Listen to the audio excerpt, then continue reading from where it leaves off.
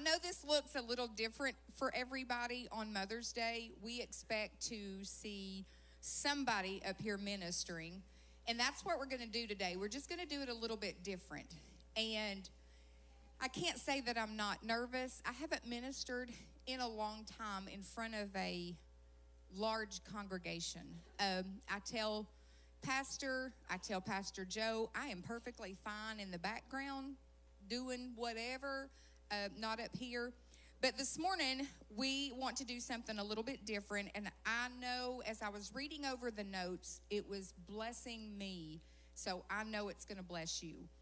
I have a panel of people that the Holy Spirit gave me. I had a couple people say, well, why those people? Why those? And I said, because the Holy Spirit, my husband, he said, yeah, not the Holy Spirit. No. Don't get those two confused. But my husband said, why those people? And I said, because that's who the Holy Spirit said. He said, okay, enough said. So, and I know there's purpose. So just go along with me. We have Tiffany Brown, and a lot of you may not know these people. So we have Tiffany Brown. She is a single mom of 2 girls. We have, yes, you can clap. Because you know what? Being a single mom is tough. And she's got 2 amazing daughters. Then we have Martha Brooks, whom she's just, girl, she just is. She is the mother of 2. She has a son and a daughter and 4 grands, which I dare say is the light of her life. Then we have Cheryl Lovell. Whoop, whoop. Cheryl is also the mother of 2. And I just now realized this. Everybody, 3. Oh, Michaela. How did I forget Michaela? She's the mother of 3. And what makes that amazing is she has daughters. But one daughter is not her biological daughter. Yet she has raised her. How long have you had, Michaela? Microphone. Just 11 years. She came to stay with us for when she was 4, and she was supposed to be with us for 2 months, and she's been with us for 11 years. She's 15 now. Yeah. And she's been a blessing. I tell people I have 2.5 children. She's a half. So, it's amazing because, it's one thing to choose to have children, but it's another one to take one that you didn't give birth to and love it and make no difference whatsoever. I've saw her. They've been with us the whole time, and it's just amazing. Can I say too real quick, my daughter, my youngest, graduated high school when Michaela started kindergarten. And that was tough. And, I remember saying, and I tease her all the time, and I say, if you'd have come in in diapers and bottles, you'd have been hurt. And I don't know who would have taken care of you because my kids are at the age, if they were hungry, they knew how to work the stove. They knew how to work the washer. And for a long time, I kept her clothes in a basket. And I would think, oh, gosh, she's going to be naked if I don't do something about that. And she would say, I'm hungry. And I would think, oh, yeah, I've got to feed her. It's different when you're 40 raising a 4-year-old than if you're 20 raising a 4-year-old or 25 raising a 4-year-old, whatever. Yeah, absolutely. No, girl, I would not. Count me out on that, Lord. And then we have, for those of you who don't know, this is my baby girl. This is Pastor and I's daughter, Allie, Pastor Joe's better half. She is also the mother of 2 sons. And one of those sons, they chose one, as you all know, little Rafa. And then the other one, they took in when he was, microphone. He was 14. He was 14, and now He'll be 20 in December. He's 20 in December. So they have raised, I told her, I said, you went about this all wrong. You raised a teenager and then had a baby. But so when Rafa gets to the teenage years. It's a win. It's a win. Well, maybe, because, they change. But anyway, I just wanted to introduce who is up here. And we're starting a new sermon series today called Generational God. Talking about how God doesn't just do things through one generation, but he's always got the next generation in mind. Always. 2 Timothy 5 and 6, I recall you sincere faith that first lived in our grandmother Lois and in our mother Eunice, and now I am convinced in you also. Therefore, I remind you to rekindle the gift of God that is in you through the laying on of hands. Paul said that Timothy's gift also exists in his mother and his grandmother. So as we start this series today with moms and grandmothers, I just want to say Happy Mother's Day to all of the mothers. And you know what? Again, you didn't have to biologically birth these children.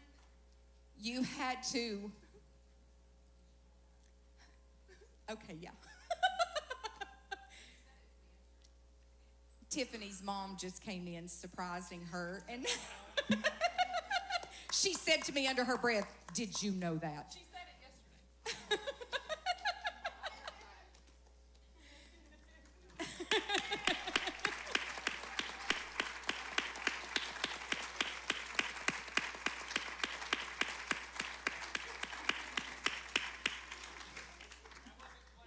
It was not planned. It was not planned, but it was perfect. I didn't. Allie knew my present. My mom was coming. We're gonna have a call. So, again, I just want to, you don't necessarily have to biologically have children to mother children. You know, I know there's been so many that has come through my life personally that I feel a spiritual bond to, and that I love like my own children, and that I would go to and I would do. You know, so it doesn't necessarily, you know, I've had people say, well, I don't have children. You've touched somebody's life just by your life. You know, so don't ever let the enemy tell you that, you know, just because you didn't have children that you are not a mother. I feel like that I've never met many people that don't have that mothering instinct. I think God just gave us that because they knew daddies didn't have it. But anyway, that's a whole, we'll get on that, I guess, at Father's Day. But anyway, here we go. Okay, what we're going to do today is we're going to ask a few questions, and I just want the panel to answer this. And I had one, I'll let y'all pick out who it was. But I had one kept messaging me, and she's like, are you going to send me the questions? And I'm like, well, I don't have them yet. And I wasn't lying. I didn't have them. And then she said a couple of days later, are you going to send me the questions? And I said, I don't have them. And I didn't. So I think it was last night. She messaged me, and she said, are you going to send me the questions? And I said, nope. So, but, okay, what is the best memory you have of your mother? Now, we'll give, you know, if all of you want to comment, that's perfectly fine. We'll just need to keep it, you know, at a minimum so everybody can. And we're just going to let the Lord lead however he wants to. So who wants to go first? What is the best memory you have of your mother? I'll go first.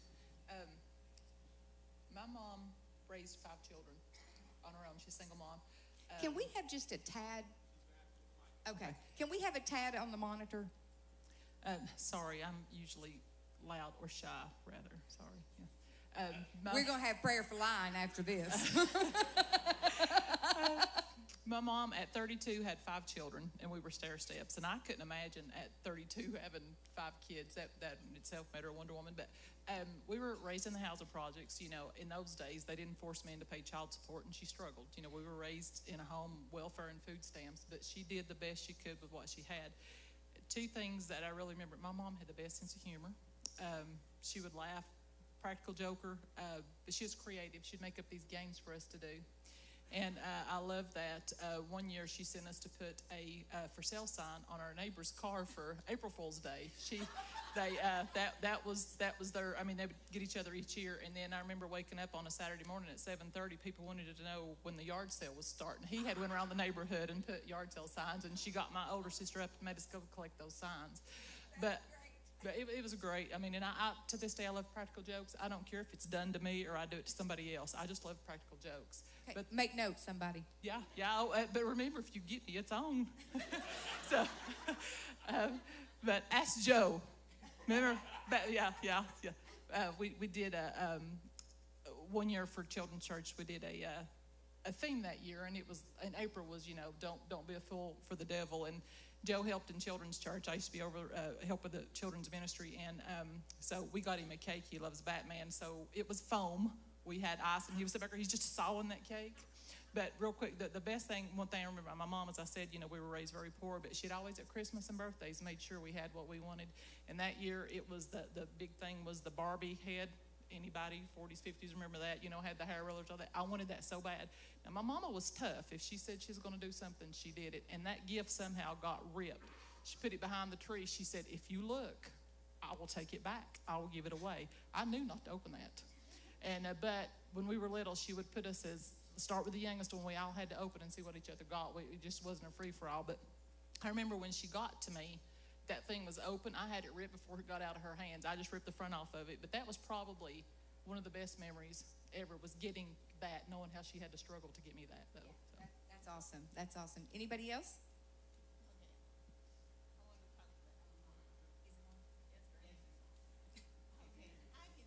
Okay.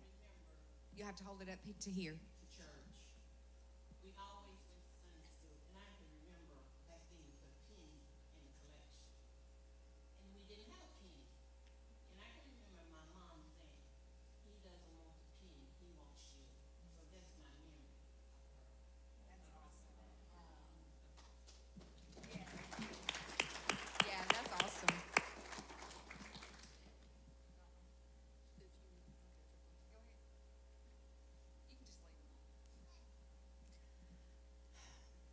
I should have had time to have calmed down. I'm just starting leading with that. I don't get to see my mom a lot. My favorite memory of my mom, and I know this is going to sound crazy, she always made every holiday special when I was growing up, which bled out into my life. And Christmas and Easter's and everything were just, she went above and beyond. But my favorite memory, and it ain't even a memory, it might be a present day moment of my mom, but is the comeback. Because my mom is the mama of the comeback. And I know that not everybody knows me or knows my mama. She has given me a run for my money raising her. But I have stood fast, and she is raised up, y'all, by the grace of God. You should have given me the questions first. I told you. I know, that's why I didn't. And then after I knew I didn't, and I'm so glad that I didn't, because when I found out about this late last night, I thought, oh my God, God, you're so good. You're so good, because this just worked out. He knew before we knew. It's so good. We talked about it all week, and she just couldn't make it. But my favorite memory of my mama is the comeback, because when she comes back, she comes back. Yeah.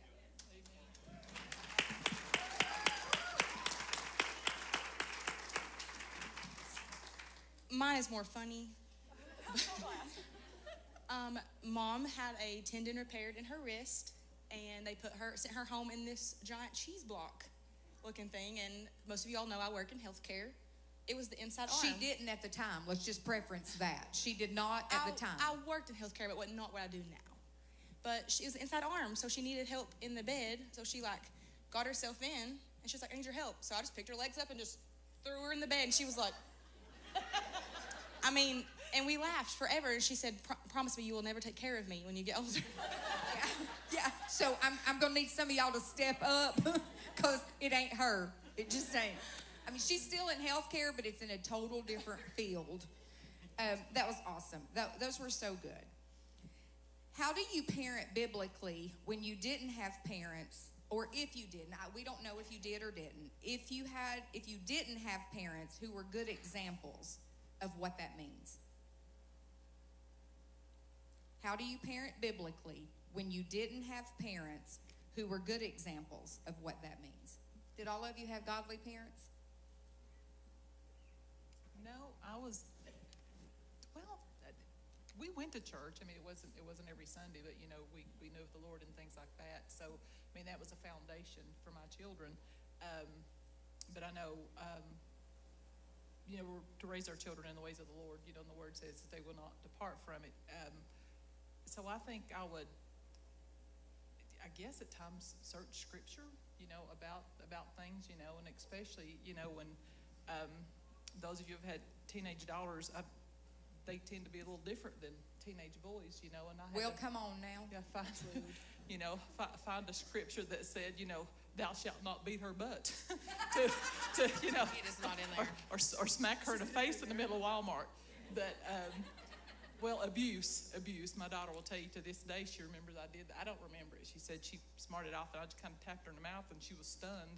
But I think sometimes for some of us, especially, you know, even in the church, I mean, it's a learning experience.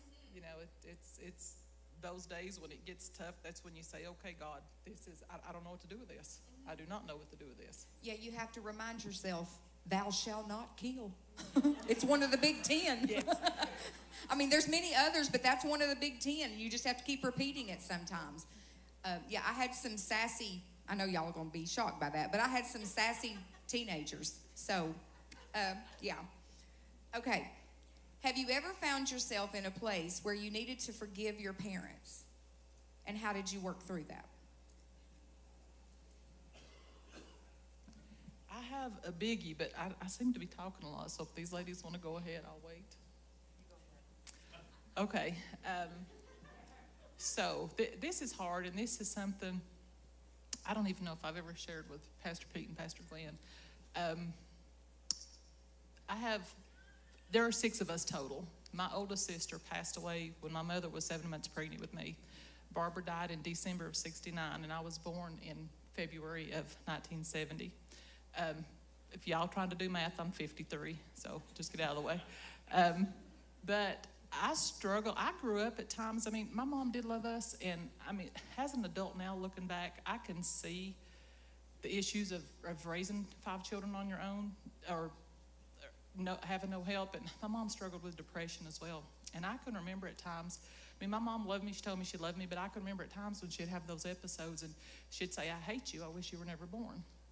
But looking back, I could not imagine what she had went through. My sister who passed away, she had heart issues and she died during the surgery. My dad said, either one of them really talked about it a whole lot, but I could remember one year on her birthday, my dad, was telling the story about how he carried her to like the pre-op room, and she looked up at him and said, "Dad, remember, I love you forever." And he says he knew at that moment she wasn't going to make it out.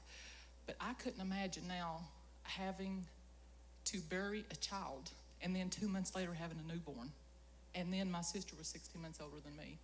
How in the world did she cope? But I think that put a strain on our relationship, and I stayed with my grandmother a lot when I was little. I was born on my grandmother's birthday and thought that was the reason why, but as I got older, and I can remember never having a tight bond with my mother, and that always bothered me. And looking back, that was probably why. And, you know, as an adult, I was able to work through that, but I'm not going to say hated her. I didn't hate my mama. I loved my mama. But I think I did have to forgive for that. And maybe had to forgive myself for allowing myself to get there, you know, and not understanding why. I could look and see it was different, and memories that my siblings had were different than what I had. You know, I could remember, well, I mean, I probably wasn't the easiest child either. I was a little rambunctious, to say the least. I remember one time Mama cooking and going through the living room and the cooking spoon whizzing by my ear. I mean, I don't know what I said to her, but I probably deserved that, you know. You probably did. I probably did. Yeah, you probably did. But, and I have some of those. When Pastor Joe and I was talking about all of this and preparing for it, he said, "Now don't leave yourself out." And I don't talk a lot about me, but I have a similar, you know, situation. I loved my mother, and this is our second Mother's Day without her. But we didn't have that close bond. She was not nurturing. She wasn't the me, you know, to the way I am with Rafa. She wasn't that. The way I am, that I feel like I am with my children, she wasn't that. So it really drove a wedge, and her and my dad divorced when I was, I think, 18. And it caused a huge strain on our relationship. And there was things that happened and things that were said, because of that divorce. And it just kind of put a wedge between us. And there was years went by, and she couldn't drive, she didn't see well. But so she had to have, people she could do, and she lived by herself till she passed, but she shouldn't have. She caught the kitchen on fire like months before she passed away. But anyway, it drove a wedge, and we, years before she passed, we made up for that. We came to, I don't even know the word, but we always had a strained, as you said, relationship, so I contribute that. She's gone, so, she can't say anything, but I contribute that to why I'm not that affectionate, Well, I'd say, too, my mom was, I say 5'0". I towered over my mom. I think in the 4th grade, I, passed her up. But it still didn't make me any less respect her, not oh, scared yes, for her. I respected my mother, yes. But I think, too, now my relationship did get better later, after I had children and was an adult, and I would take her, she liked my meatloaf, so I would take her meatloaf. And I remember this one story. I like meatloaf, too, by the way. Yeah. Just saying. Just throwing that out there.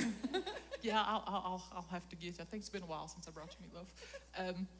But I had taken her some meatloaf, and she calls, and this is her sense of humor. She says, and so y'all know too, growing up, my nickname was Possum. My siblings had nice nicknames: Chuck, Marcy, Sissy, Becky. Those are great nicknames. Mine was Possum.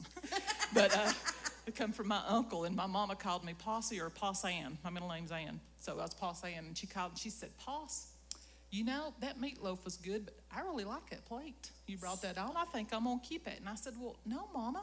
I said, I got that as a set. And I remember back when you could do layaway at Walmart, there was 4 sets, and it was like $30 in the 90s. That's high, at Walmart. So I remember put those 2 sets in the layaway, so I'd have a set of 8. And so she said, I really like that plate. I think I'm going to keep it. I said, no, Mama, that goes to a set. She said, oh, so you got more. That's awesome. All right.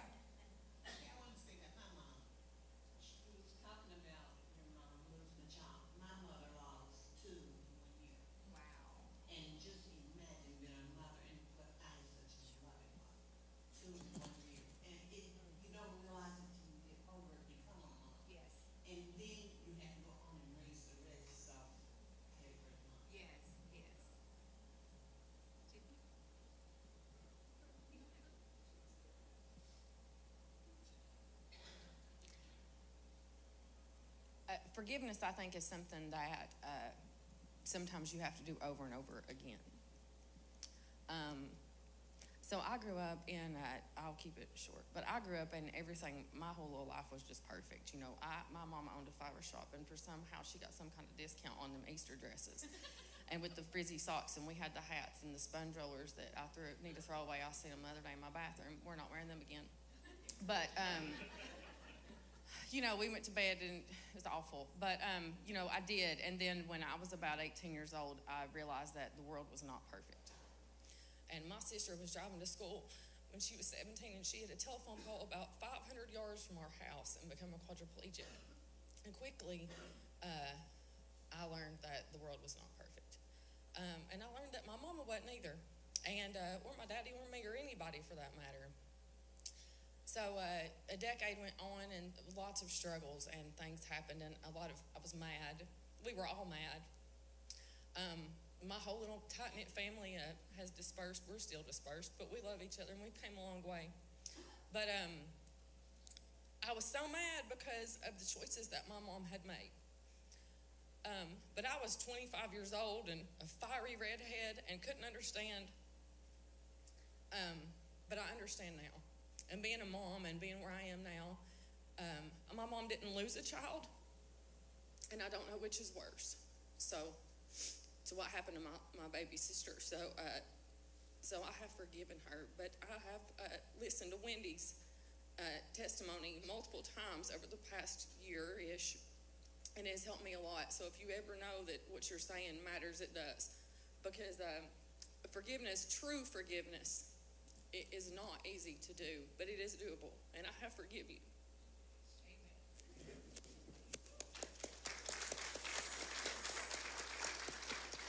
Oh yeah, go ahead. That's what we do here. Yeah. It's a little hard for me, I guess. Mom and Dad have been in ministry our whole life, and I had to learn to forgive them for sometimes putting others before their family, and it made it really hard. There was times that my dad wasn't at dinner, and to me that's important. We eat dinner even to this day. We eat dinner every night together, and that's something that I cherish, that I look forward to. Rafa loves it, and it's a big deal of our family, so it took a long time to understand and be able to forgive them for not being present when I felt like they should. But I know that the ministry and the church is their heart, so I had to learn how to kind of cope with that and understand that there's time for us and time for you all. But it took a long time. Now that I'm older, I understand and kind of see the difference. Awesome. Okay, next question. Being a mom is hard. Well, come on, somebody. Yes, can we all get it? Yeah, you all should have, ladies, you should have clapped at that. Being a mom is hard, because not only do you got to raise your children. Your husbands too. Well, there you go. Say that again for the people in the back. Your husbands too. I love you. Yeah, the very, very back. Being a mom is hard. Tell us how you stay strong and keep the faith on the tough days. What is your go-to?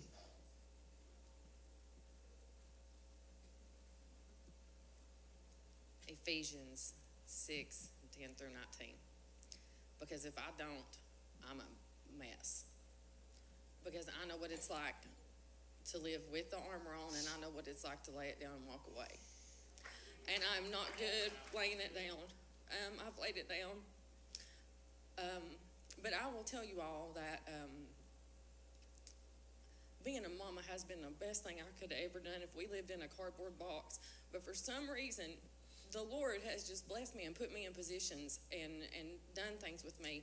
And I know, so I asked, I don't think I was the one that kept begging for answers for this, but I did ask for questions because I like to be prepared.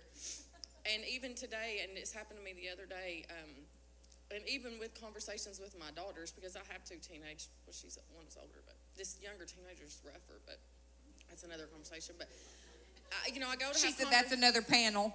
I go to have conversations with her in a boardroom full of executives or up here in front of y'all, and my prayer has been Ephesians 6:10 through 19, but it has also been that you have put me here. You've given me this opportunity. You've blessed me with these babies and everything. So I'm gonna need you to go with me. I'm not alone. So I think that is what gets me through on the hard days, or just hard conversations. You can have a good day and your kids' world's falling apart, and you gotta know what to say. If I say it, I'm gonna mess it up. Right. Anybody else? Being a mom is hard. Being a mom is hard. Tell us how you stay strong and keep your faith on the tough days. Martha?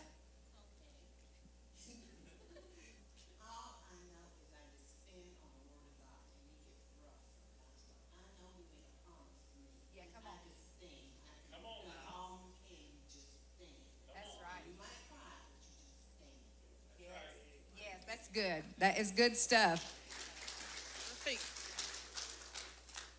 our babies were little. We dedicated them to the Lord, in service. And so I remember that. And I always say, okay, God, they're yours.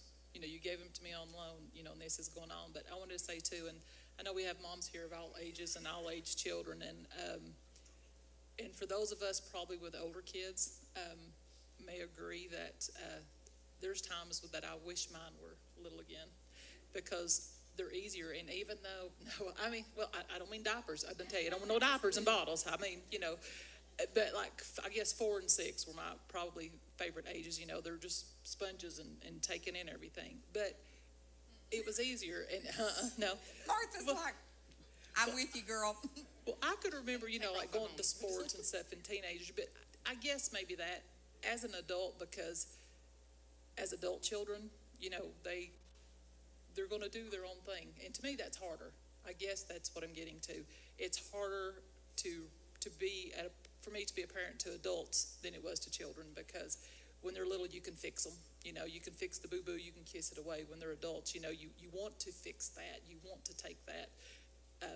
But they don't always take your advice or listen to things. And so, yeah, it's one of those times you have to say, God, remember that I gave them back to you. So you have to fix this.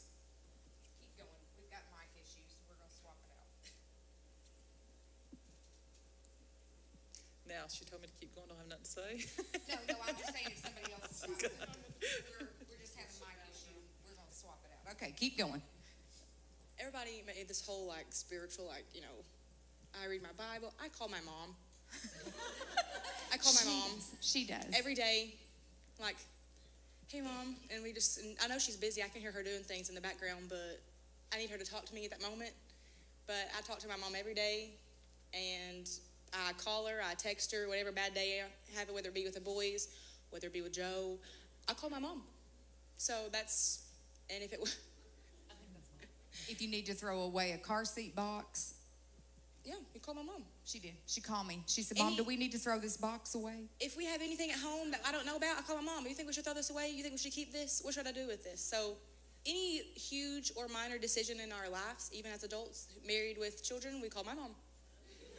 Yeah, and it works. And I'm okay with that. That's what bonds are for. Yeah. She doesn't always feel that way, I don't think. I can hear it in her tone. Yeah. And I want to address for just a second, I won't go too deep into it, but what Cheryl said about, trying to parent adult children.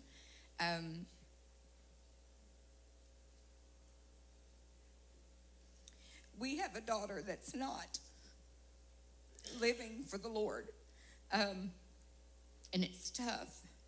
It's very tough. But I know that God told me that if we would live for him, that he would save our house. And I have to stand on that. I went through a horrible, horrible bout of depression. I got to the place of suicide over this situation. And I don't know if you all do this, but I got to the place that I had to chuck stuff up at God. And I was like, God, if you don't give me peace and understanding, I'm going to lose my mind. And he spoke as audibly to me as I am talking right now. And he said, I gave her to you to love. You love her, you let me fix her. And I promised him that day that I would do everything in my power to love like he loves, no matter the circumstance, but that I would love like he loves, and I'd let him do the fixing. So when we see her, when we're with her, I don't change who I am, because that's who I am. But I love her like he loves her. And I see beyond what I see. You have to look beyond what you see with your natural eyes into the spirit. And I know that I know. Somebody asked me one day, is she going to get to go to heaven? And the normal wit in me would have said, she got as good a chance going as you do. But they asked me too early in. And I just looked at him and I said, you know what? The Lord told me, I see places in her heart that you don't get to go. So you just love her and you let me fix her. So I rest at night knowing that the Lord sees places of my grown daughter's heart that I don't get to see. And he's got this. I'm not saying it still ain't tough, but he's got this. Every time the enemy throws it in my face, I throw back, God's got this. God's got this. Okay. As a woman, do you ever catch yourself playing comparison game to other mothers that are around you or your own mom?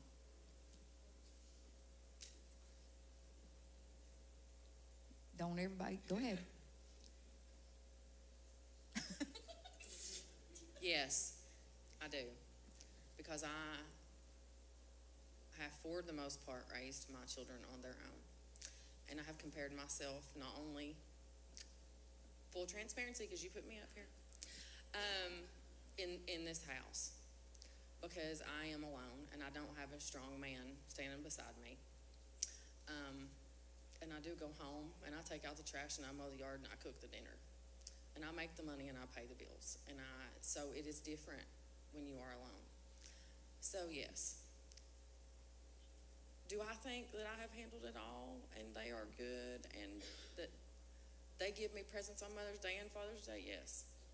But is there a comparison? And it's to myself. I don't think anybody, if you do, that's okay too. But I don't think anybody compares me, but it is different.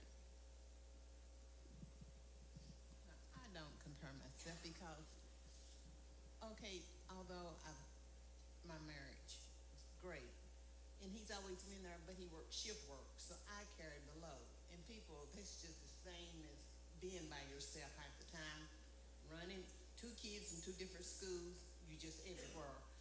So it gets tough, but we make it through.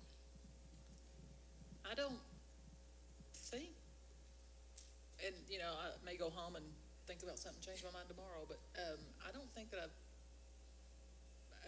compared myself to the way others mother, but I think that maybe I and myself may have wished that I have done certain things to my kids' life differently, for their outcome, but not maybe the other mothers.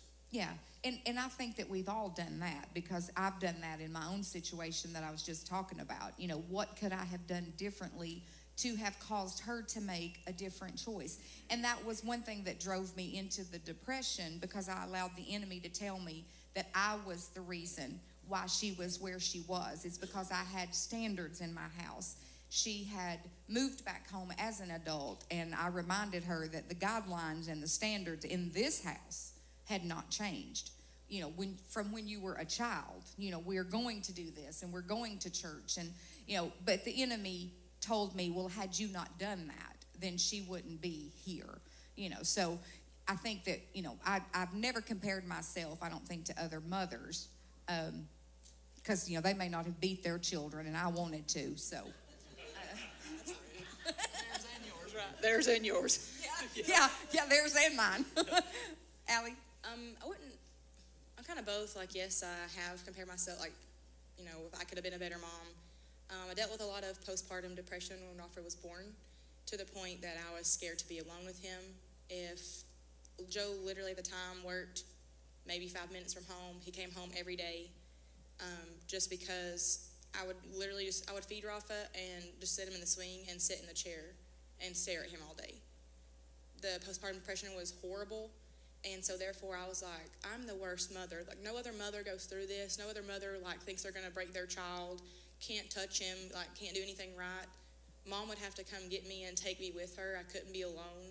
And so when I saw other mothers, with newborns, they were flourishing, they were going out and doing stuff. I was like, how do they do this? The first time I ever went with Rafa, just me and him to Walmart, he was 3 months old, and I had a panic attack in the pharmacy department and was holding him. I called my mom squalling, because I didn't know how to sit down and just feed him, and afraid that somebody was going to take his diaper bag like they needed it. But I was terrified. I literally was terrified. And then, so I didn't get anything I went for. I went and put him in the car, sat in the car and cried for 20 minutes at Walmart, because I felt like a horrible mom that I couldn't even take care of my own kid. And so not really compare myself to others, but it made me feel like that I was a horrible mom while I watched all these other mothers flourish with their children. So we came a long way. Love Rafa, gives me a run for my money every day. But it's just different things that books I've read, people I've talked to, different things that I have, really looked into has definitely changed my mindset and doesn't make me feel less of a mother than what I did. So you would say that, this is not a question on the paper, but you would say that it's definitely good to have that group of friends, be them young or old, that group of mothers to rely on and be able to reach out to. Absolutely. Within my adult life, friendships have been extremely hard because we're very busy with church. We all have kids now. Within the past year and a half, I couldn't be more thankful for the women who came in my life that actually have been friends, and not just friends when they want to be or it's convenient, but people who generally care about me and my family, and that are there, that they check on me, and that they are my friend because they want to be. There's no agenda. There's no like, well, if I'm her friend, then I do this, or I get this, or I expect this, and I've never had that. So it has completely changed my mindset and my outlook, because I actually have those women who are also mothers, and some are not mothers, but they see me for me. And so that helps me a lot to just have that to look back on and know that they're there, that when I'm struggling, I can say, hey, I'm having a bad day. And they're not going to be like, oh, you're not supposed to have a bad day. You're a mom. You sing on the praise team. So it's nice to have those people there. Yeah. And I asked that question on the tail end of what she was saying for the simple fact, when the Lord lays somebody on your heart, shoot them a text, because you don't know what they're dealing with. So just shoot them a text message and say, hey, I'm thinking about you, or I'm praying for you. And that goes a long, long way to let somebody know that, that you're on their mind. Okay, quick response. Are you a calm, cool, and collected mom, or are you a yeller? I'm a yeller. Yeller. I'm a yeller. And then I walk away. I walk away, count to 10, come back and apologize. But I'm a yeller. Okay, Martha. I'm a yeller. I throw a shoe. She didn't have her microphone up, and I don't know if you all could hear that, but she said, I'm a yeller. I'll throw a shoe. Does anybody not believe that? I believe it, 100%. I don't want to be on the receiving end, though. Does she have pretty good aim with that shoe? Yep. He said yep.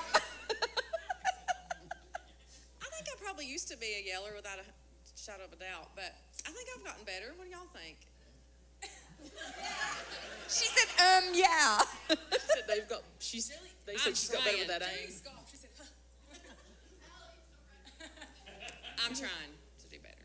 Yeah, I think I've both. I think I've gotten calmer since I've gotten older, and there's a big difference. Like I said, Katie was graduating high school, and Michaela started kindergarten, and I can remember. I think for me, it was like stages. I could remember Katie coming there and said, Mama, Michaela's jumping on the bed. And I'm like, well, how close is she to the edge? And she said, well, she's near the parts of the wall. I said, she's fine. So it changes. I think it changes. But had that been Katie, had Ricky come and said, Mom, Katie's jumping on the bed, you would have jumped up and went in there and rectified the situation. Well, I was 28 then. Yes. I was 40. I mean, She said, we're tired now. I didn't have time. I'm going to get up out of that chair.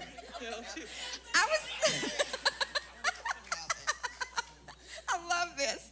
Okay, I'm probably, and I've got some close family here, and y'all just mind your business if you don't believe what I'm about to say. As I'm getting the side eye over here, I was a yeller. I was hush. I told you to mind your business.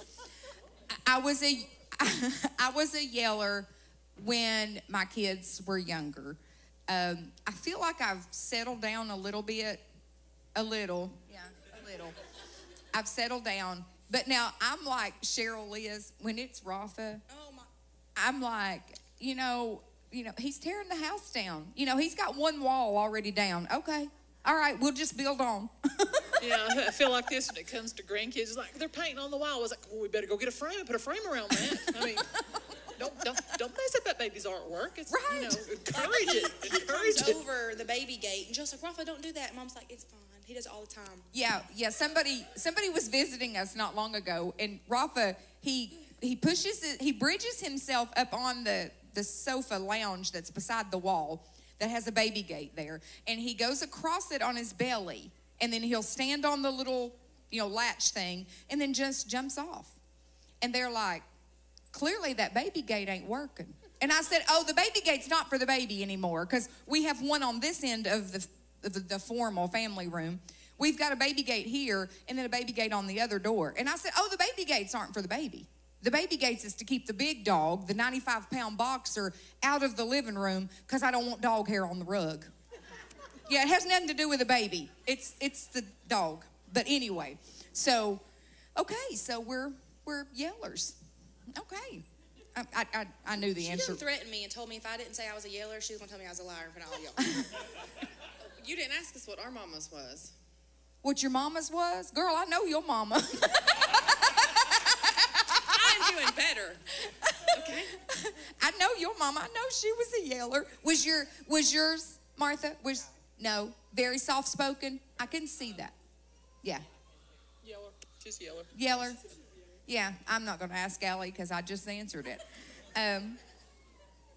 Okay, when you realized you missed,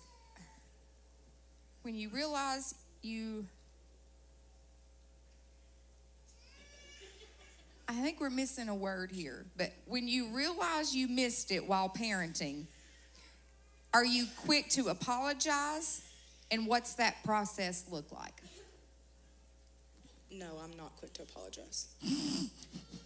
Me and poor old Jacob got into it the other night in the kitchen, and I sent him straight to his bedroom. And I'm not a say sorry first person. I may be wrong, but he's still working on me because I ain't saying I'm sorry first. It may have been my fault, but I ain't doing it. So all night, Jacob's in his room, and I'm like, I'm a horrible parent. And I said, he's in there probably crying. And I was like, but I ain't saying I'm sorry. And the next day, we passed each other in the house, didn't say a word. And I was like, oh, we still mad. And then before I left, he started talking. I was like, okay, we're fine now, we're fine.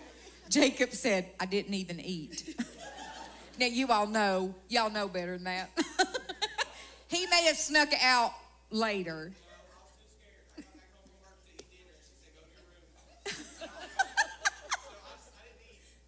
Love it. Okay, when you realize you missed it while parenting, are you quick to apologize? And what's that process look like? Tiffany? He's still working on me too.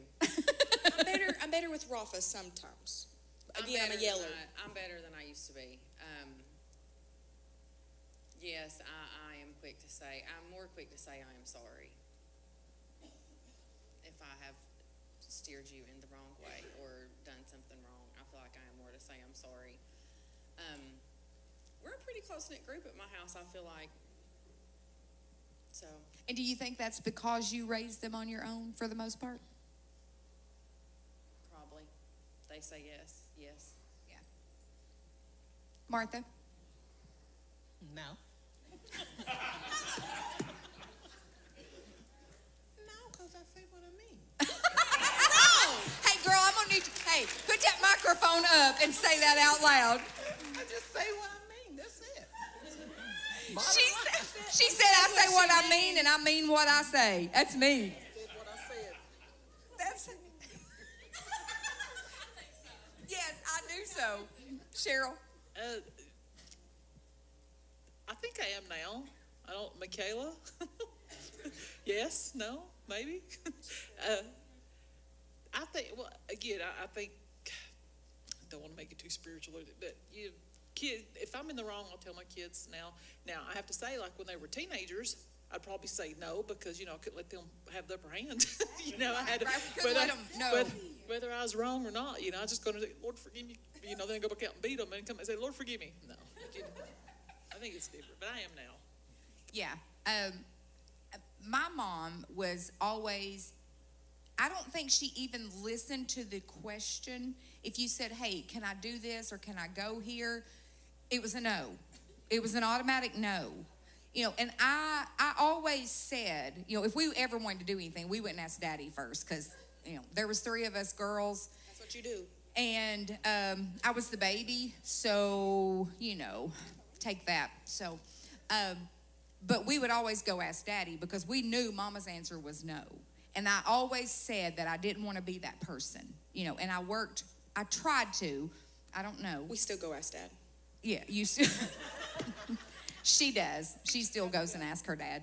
But I tried to be different than that, and I had to be intentional about that, not saying no before I heard, you know, the whole spiel. She said, "We'll see," and that meant no. Well, my daddy said, "We'll see," and that normally meant no, and I did carry that over. Or Dad would say, "What'd your mom say?"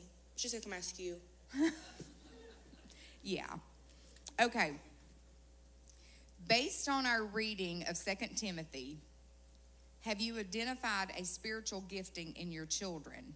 If so, what have you done to encourage those?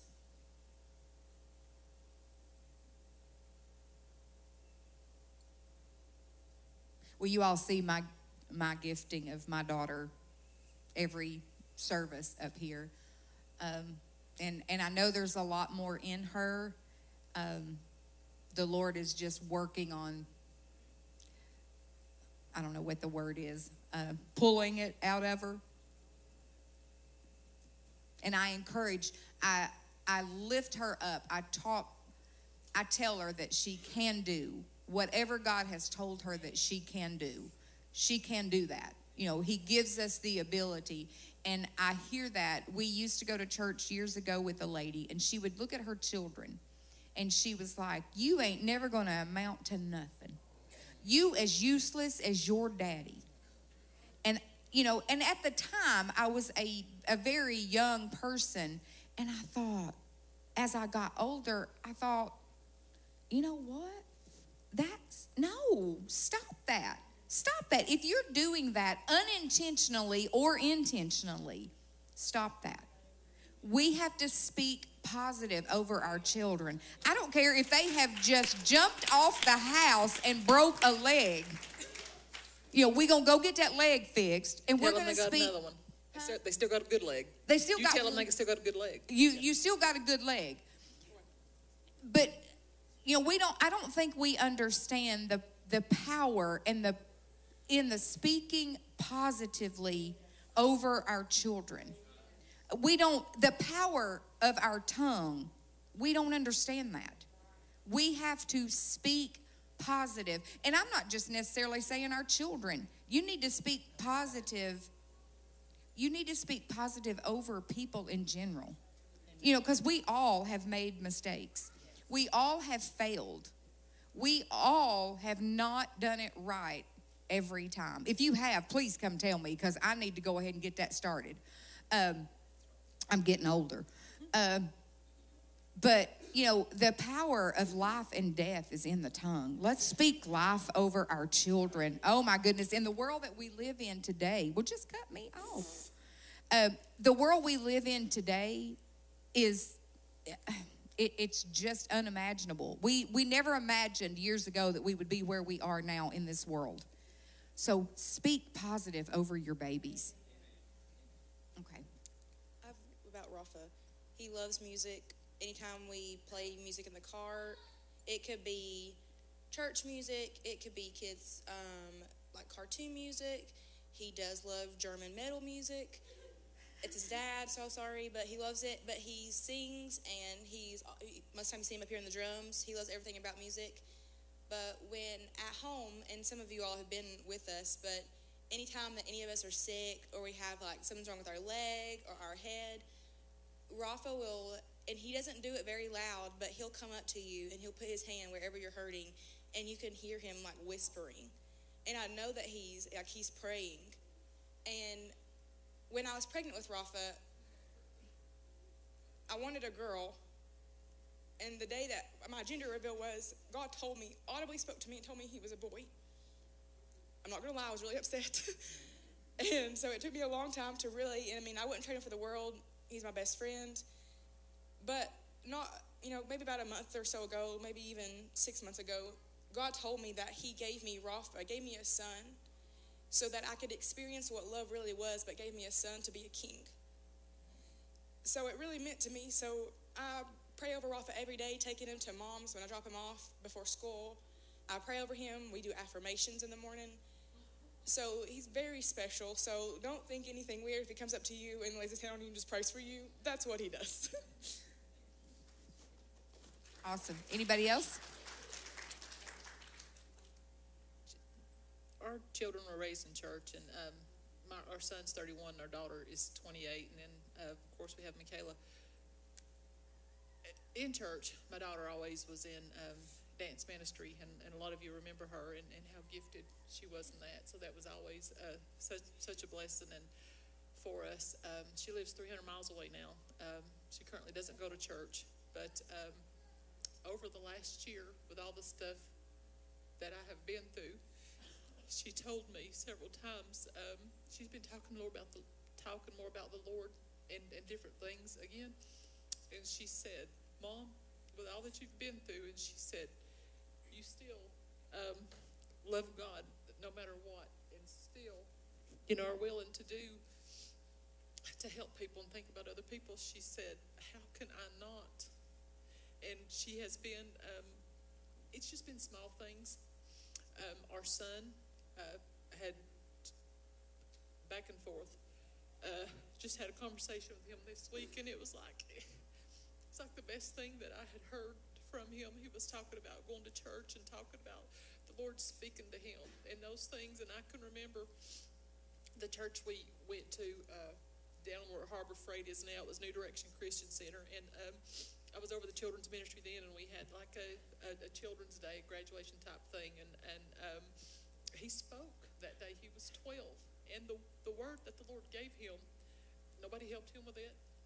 His dad said, "I'll help you if you want me to." He said, "No, I know what the Lord wanted me to say." And it was so powerful. It was just short, but it's powerful. And I can remember used to the job that he had. He didn't get off work at 7 o'clock, and we live in Newport, and it's whenever we were still in the storefront, he'd still come to church, and I can remember him being in his bedroom. You could hear him in there praying in the Spirit. I remember Michaela coming there one time, and now this is the words of a child, no disrespect to anyone. She come in there, Ricky's praying in the Spirit, and she said, "Aunt Cheryl, Ricky's in there talking Mexican or something. I don't know what he's doing."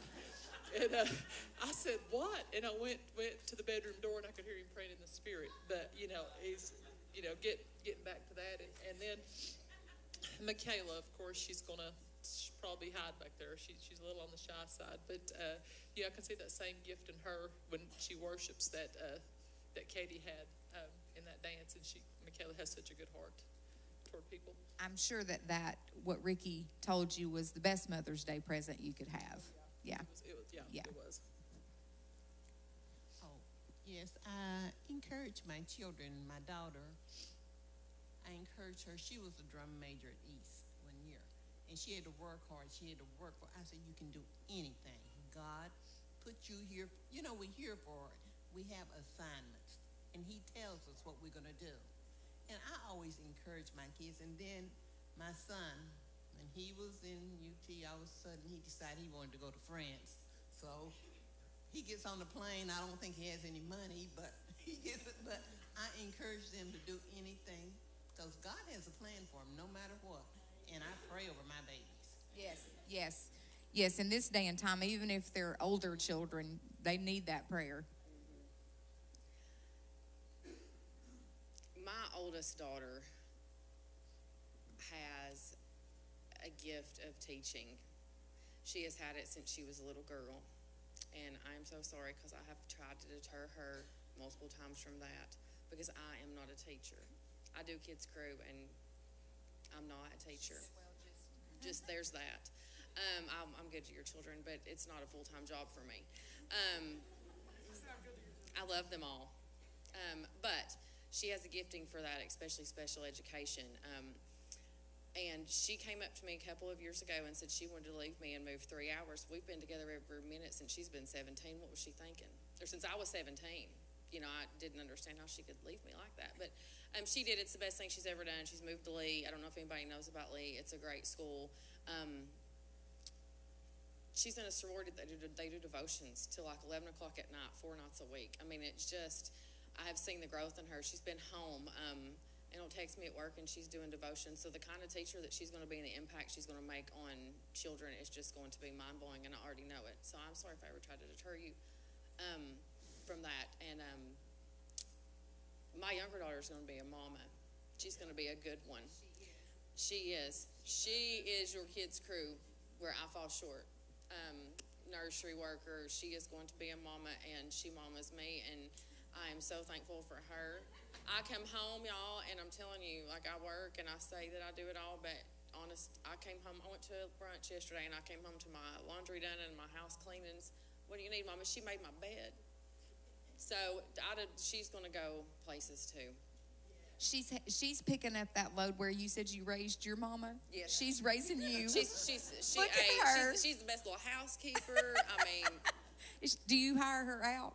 She can be. Okay. She is for All hire. right. There you go. Yes. She's for hire if somebody needs a housekeeper. Okay. I see hands all over the house. Sharon. Yes. Okay. We are running short on time, but I got one more question, and we'll do some quick answers. Life can be a vicious cycle at times. Work, home, dinner, take kids somewhere, go to sleep, wake up, and repeat. How do you set time for quiet time with the Lord in the middle of being a super mom? Oh, me. Okay. I get up real early or I stay up real late. Or I have Journey, my little nurturer, has bought me a book, and I keep it in my office beside the telephone that rings all the time. And I will shut my door. And Pastor gave me a fasting book, and I will sit and I will move myself from my desk and go sit at my little chairs. I think it's very intentional and being very consistent. I feel like years ago that you said something about consistency to me, and it is something I've struggled with, but I'm more consistent now than I think I've ever been, or intentional. I think everything that we do in life, we have to be intentional about. Like, I have to be intentional about getting up and doing what I'm going to do and setting the path for my day. And I try to tell that to my girls. Like, if you're going to go to class, you're going to go to college, be intentional about it. Go with the expectation of, I know we need to strive for perfection, and you need to be intentional about everything that you do and about your time with God. So that's what I'm doing. Awesome. Well, every morning I think for about an hour, I just listen. And sometimes you need to just sit and listen to him, not give your list. Sometimes, and he will talk back to you, but sometimes just sit there and listen. And I sit on my back porch and just, me and him, we have a conversation, and I listen. That's awesome. There's so many people that don't do that. Cheryl? For me, it's mostly once I go to bed at night, whether going to sleep or even sometimes in the middle of the night, the Lord will wake me up. It's something, and I know it has to be God because it's something I've been, speaking to the Lord about, and not spoken to anybody else about, and have that. So I think either real early in the morning before anybody gets up, or at night. Except when I'm up and go to bed. Allie? I would say at night, because we run 90 miles a minute through the day, so it's like 11 o'clock at night. When everybody's going to bed and mom's still up, that's usually when it is. For those of you, one last question. For those of you who sometimes do it in the morning, sometimes do it at night, do you find it easier, one or the other? It's easier for me in the morning or in the day because at night, y'all, I'm tired. Mm-hmm. And if I go in there and I lay down, I find myself cutting short and trying to stay awake, and then I ain't focusing and I ain't giving it the attention that it needs. Full transparency. Mine's any time, because sometimes he wants to talk to you. You can't be busy. You just got to stop and listen. Yeah. I think the same for me. It's just both times. Okay, good.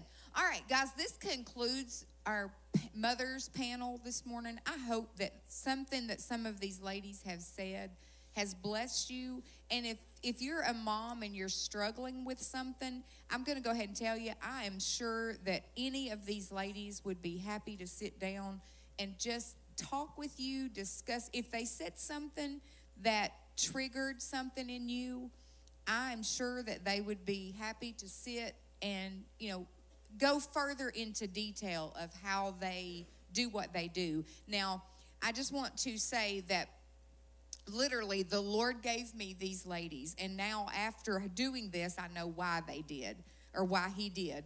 But there was no, other than that, there was no specific reason, of why, because I even asked him, I'm like, why her? And I want to just,